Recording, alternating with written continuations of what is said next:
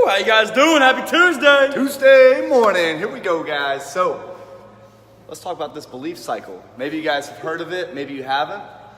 But, I don't know if you know this, before we get started, most of your thoughts and beliefs about yourself, Shrink it down a little bit.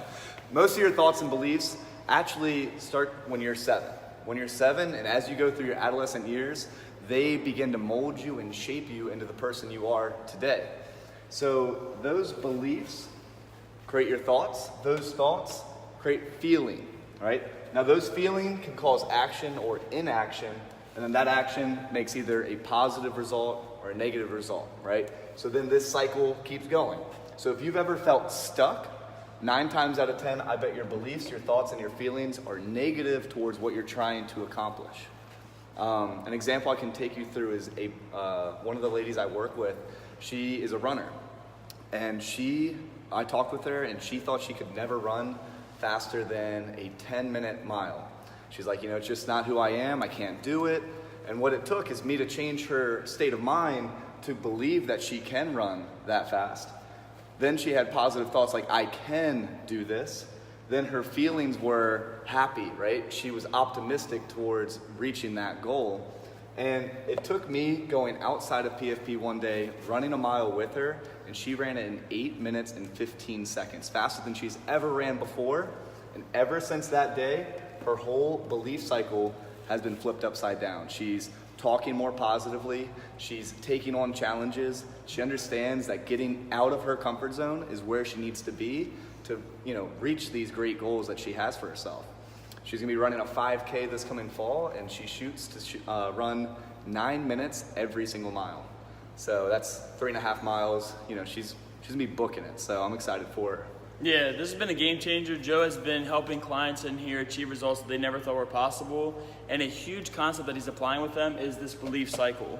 What we're going over with the athletes this month is that fear of the future, that what if syndrome we always talk about that usually holds us back from going after our goals.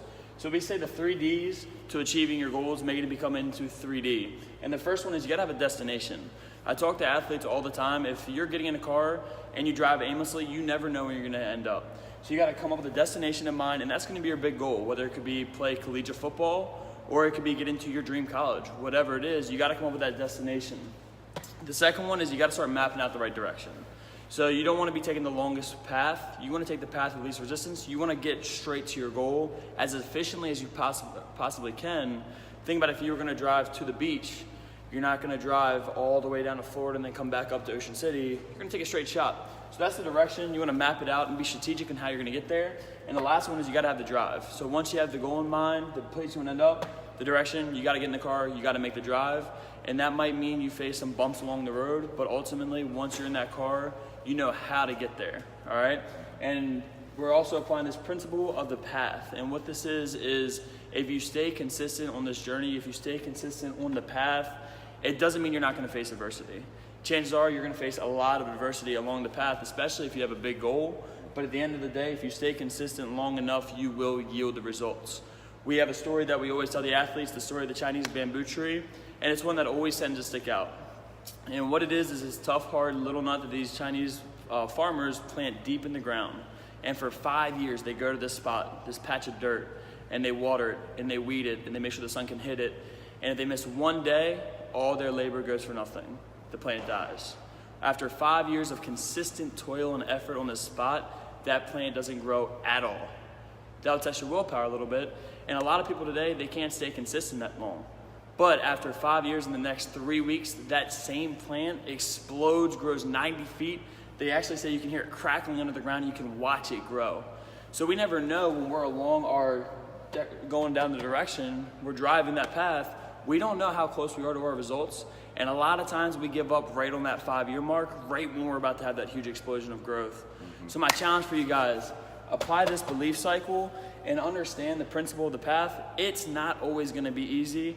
He could have took her out and ran, and she might not have beat it that much, but incremental increases is what it's all about. And eventually you're gonna get to that destination you got in mind. but it's not going to come easy. It's going to take consistency. It's going to take hard work. And you just got to understand, apply that principle of the path, and you can achieve anything you want to achieve. Yeah, and going on that, guys, the way to break this cycle is first you have to come up with what are my insecurities? What are my doubts? What are my fears?